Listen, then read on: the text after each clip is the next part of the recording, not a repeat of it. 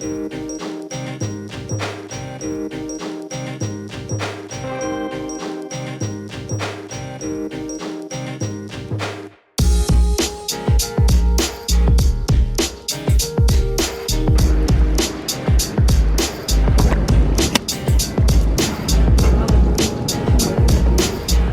arrived in Munich and currently waiting for my shuttle to the casino. Hello. Think you're my ride. Nice to meet you. How you doing? Can I help you? Sure. Thanks a lot.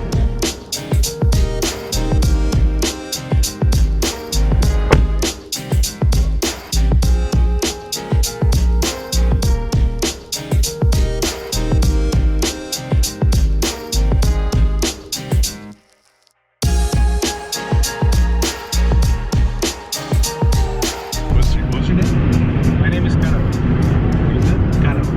K-A-R-E-L. Karel. Driving me from Munich Airport to Rosvadov, King's Casino. What can you tell me about Rosvadov? In the past, Rosvadov was a small village on the border cross of the German and Czech Republic. Yeah. I think the population was up to 500 citizens maybe.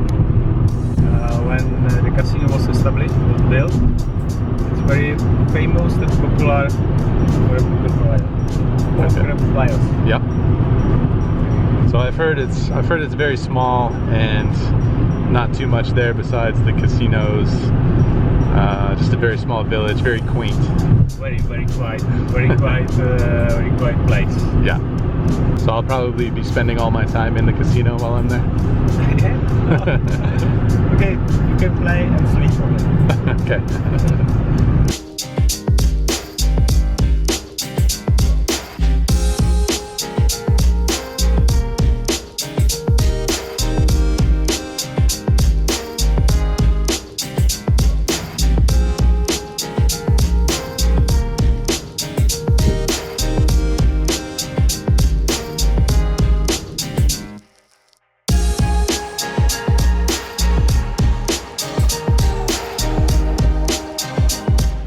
That's King's Casino right there. Rosvadov, Czech Republic. And it's cold out here, not gonna lie. We got gloves, scarf, beanie, hoodie. But hey, it's nothing this Michigan boy can't handle.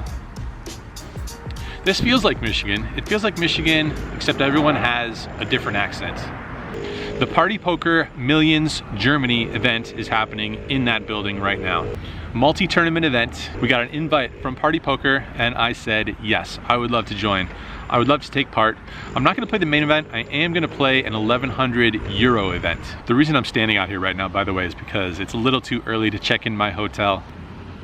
Can't check into my hotel room until around 2, hopefully, at the earliest. But what a cool opportunity to come to a place like this. Seems kind of unlikely that I would have found myself here had I just kind of taken it upon myself to come check on an event like this. So Party Poker, they put out the word, they put out the invite, and yeah, the cool thing is we can do whatever we want. So I had heard that it's kind of a rural area. In fact, when I referred to it as a town, someone corrected me that it's not quite a town, it's more of a village.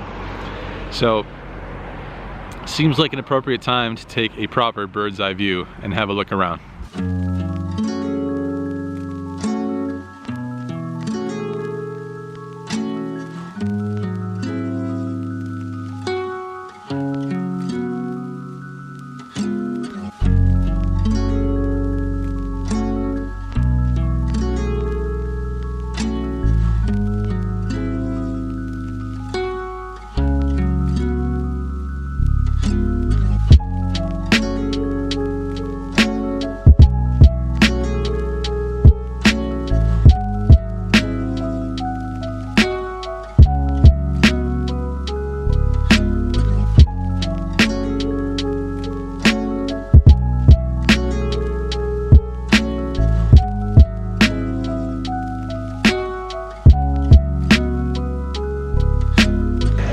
Okay guys, so this is probably the biggest poker setup that I've seen outside of A, the Commerce Casino in Los Angeles, and B, the World Series of Poker setup at the Rio during the summertime in Las Vegas. Lots of poker tables here. I'm not sure how many. I haven't counted them all yet or found out exactly how many poker tables they have here, but it's a lot. Multiple rooms here. There is a lovely, beautiful setup for the table games in the main casino area. Huge room for tournament tables. Also some cash tables running. Those games will be running 24/7. And I would be remiss if I did not mention there is free food going on, being served during the event. There's buffet style food, there's an Italian restaurant, and then there's another restaurant up front at the front of the casino. But yeah, did I mention free food and drinks? Free food and drinks. All right, I'm not gonna lie, I'm feeling a little bit run down here. It was a long day of travel. Got up somewhere around 6:30 a.m. yesterday. Traveled for 13 hours or something. Came right here. Feeling a little bit tired. It's not jet lag though. It's just tired, okay? There's no difference. So I'm debating, because I can't check into my room just yet. So I might go chill in a 2-5 game. We'll see if there's a seat over there. Hang out in the 2-5 game for a little while before going up to my room, maybe catching some brief shut-eye. We'll see. I don't want to sleep too long. I want to be on a good sleep schedule. Alright guys, two things to report here. Just chilling at this table right back here. 2.5 euros, no limit hold'em. I don't think there's a max buy-in. Minimum buy-in is 200. Second thing to report is check out these chairs. Check out these chairs in the cash game section here at the King's Casino. Pretty nice. Some of you might recognize these chairs from the King's Casino section at the Rio during the World Series of Poker. Same theme, same chairs I think, but pretty nice chairs. Anyway, I'm gonna grind this game for a little while, but about to go check into the room I think, and then it's gonna be debatable whether it's nap time or power through.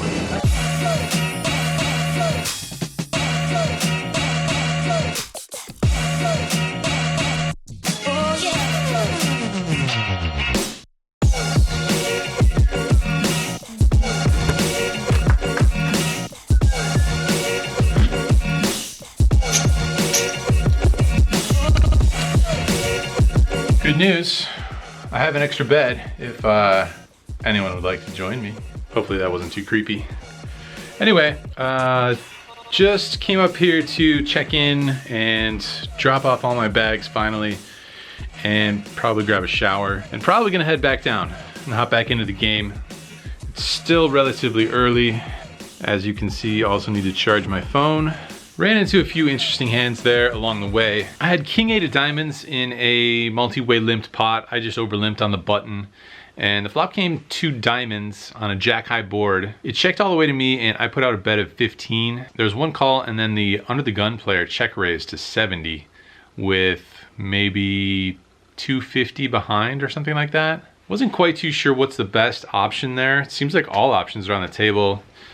Probably aside from fold. I don't know if I love a fold there, just giving up all that equity. If I think he's capable of check raising a worse flush draw, or if he just happens to have a one pair type hand here, like ace jack, king jack, queen jack, something like that, then I think I like a jam. But it feels like when he check raises in that spot from under the gun, he's probably weighted a little bit stronger, and I don't think I have any fold equity. So I don't know, it's a little awkward, but I just decided on a flat call, see what happens. The turn comes a king, and this time he checks it. I don't think there's too much point in betting here. I decided to take a free card. River is a blank. This time he bets $100, and I don't love it, but I don't think I have any choice other than to make the call. So I toss in 100, and when I said dollars, I meant euros, obviously. So I make the call for 100 euros, and he rolls over pocket queens. So he was going for the old limp re-raise there from under the gun, and kind of backfired, I guess. Worked out for us though. So we won that one, and then what else happened? There's another hand where I opened up ace 5 of diamonds from under the gun +1. There's a middle position 3-bet to 60 euros, 3x my bet. And again, there's some multiple options on the table. I would love to 4-bet this hand, but he just didn't strike me as the type or the spot to be 3-betting light from middle position versus an early position open. So I don't know, I just decided on a flat. I don't dislike a fold at all, but that is obviously the most boring option. So I make the call, and the flop comes ace high with several backdoor options for us. I check call 70 on the flop, turn brings us a flush draw, and I check call 105. The river bricks out, pairs the board, I check it, and he thinks for a little while, and then he checks, I show, and he mucks. So that's good. That's good news. Somehow win at showdown with the weak kicker. And one more interesting hand. I opened up pocket tens from under the gun. There's 2 calls, and the small one puts in a 3-bet to 90 euros. He's only got maybe 250 behind. Once again, all options on the table. We're kind of shallow to be set mining. Earlier I saw this player call a raise with 3-4 suited, so I think his range could be fairly wide here. So I don't mind a jam, and the other option is to flat call and look for a safe flop to just kind of go with. So that's what I decided to do. I sort of forgot to take into account the players behind me though. So I'm not too sure about my flat call here. Considering they both call, we're gonna end up in some somewhat sticky situations with overcards coming on the flop large percentage of the time. But turns out we flop ourselves an overpair, 9-4-4 with a flush draw. The small blind checks, so I have to assume I have the best hand here a lot of the time.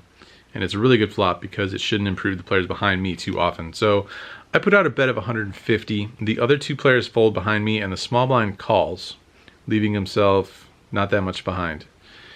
The turn is an offsuit 8. He checks it to me, and I just go ahead and bet enough to set him all in. He shrugs and calls, and the river comes a jack, I think, and we are good against ace king. So that works out, and those other 2 hands work out, and we book a win in this part of the evening of somewhere around 700 euros in our 2-5 euro no limit game. All right, I'm gonna hop in the shower and then probably head back downstairs, assuming I don't lay down on one of these twin beds and close my eyes. Here's hoping.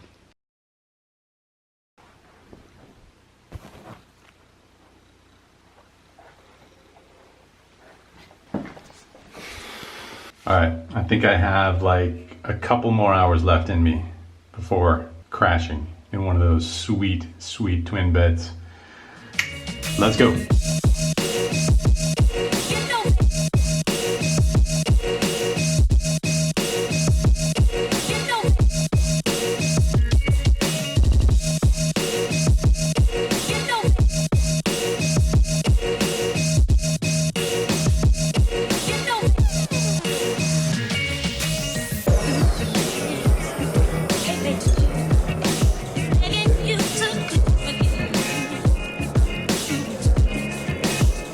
All right, well, pretty sure I've hit the wall here. Pretty exhausted.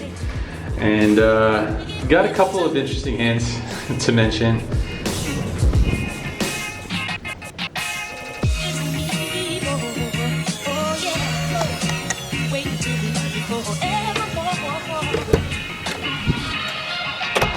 Hands in the bathroom, version 1.0 or something. I have the button straddle on in this hand, and I'm not usually one to put the button straddle on, but if several other people at the table are putting it on, I'll keep it going just to keep the flow of the game the same. So in this hand, I have the button straddle on, and there is 1 limp in early position, middle position raised to 60. I have Jack 10 in the button straddle, and I think I'm a little bit of a sucker for getting a good price and being in position.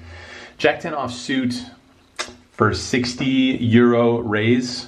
Don't love it, but 10 euro discount and position on all streets. So I make the call and the limper calls. So 3 ways to a flop of Jack 5-4 with 2 clubs. First player checks, initial raiser bets 100, can't do anything other than call. Limper calls as well, so still 3 ways to a turn card. The turn comes, pretty favorable card, offsuit 10.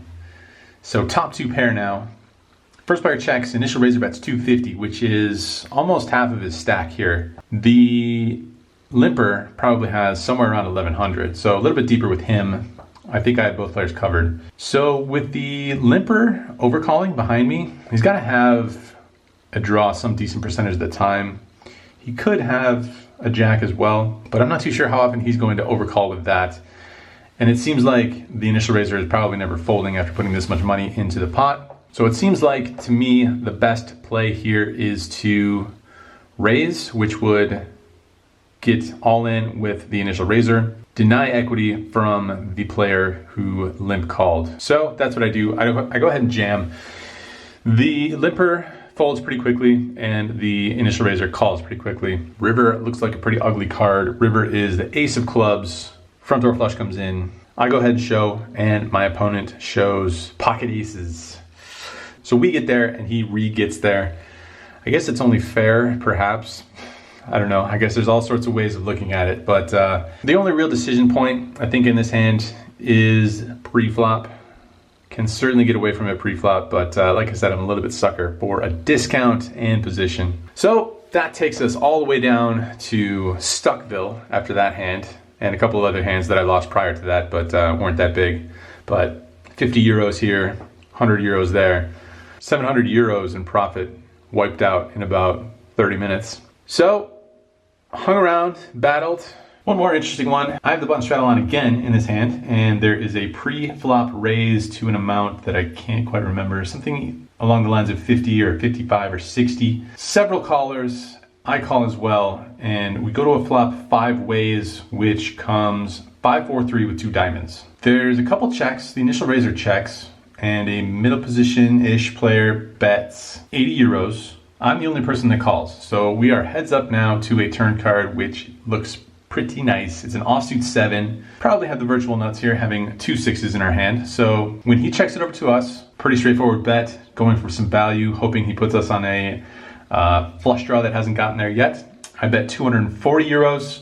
He thinks for a little bit and makes the call. River is a perfect card. River is an offsuit jack, so nothing changes. Still have what I would assume are the virtual nuts here, and he checks it over to me again.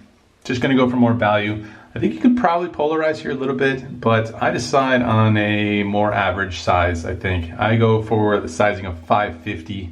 Try and give him a better price to call, a price where he doesn't have to be right as often. But I think it's a decent spot to put in a bigger bet, because if we did have a busted flush draw, maybe we want to go for more fold equity. So a couple different options there, but I go for the value bet of 550. He thinks for quite a while, in the tank for a long time, and eventually decides on a call. We scoop. So take this one down, and that brings us right back up into profit land. And we're up about 1,000 at that point, but lost a few hands there towards the end, and wrap up to the tune of somewhere around plus 800 euros on the day between the 2 sessions. That concludes Bathroom Hands episode 1. Hope you guys enjoyed it. Hope you guys enjoyed spending the time here in the restroom with me and my hands. All right, in a more respectable location now in the hallway. Tomorrow, it's everyone's favorite time, tournament time. That's right, tomorrow is the 1K 1,000 euro event. There's a couple flights, I'm not sure which one I'm gonna be in yet. There's an early one. When I say early, I mean early for poker players, which is like either 11 or 12. And then there's another one at 4 or 4:30, I think. So it's gonna be a game time decision for me. Maybe I'll edit in the morning, or maybe I will hop right into the tournament. Either way, more Germany / Czech Republic poker coming your way from King's Casino.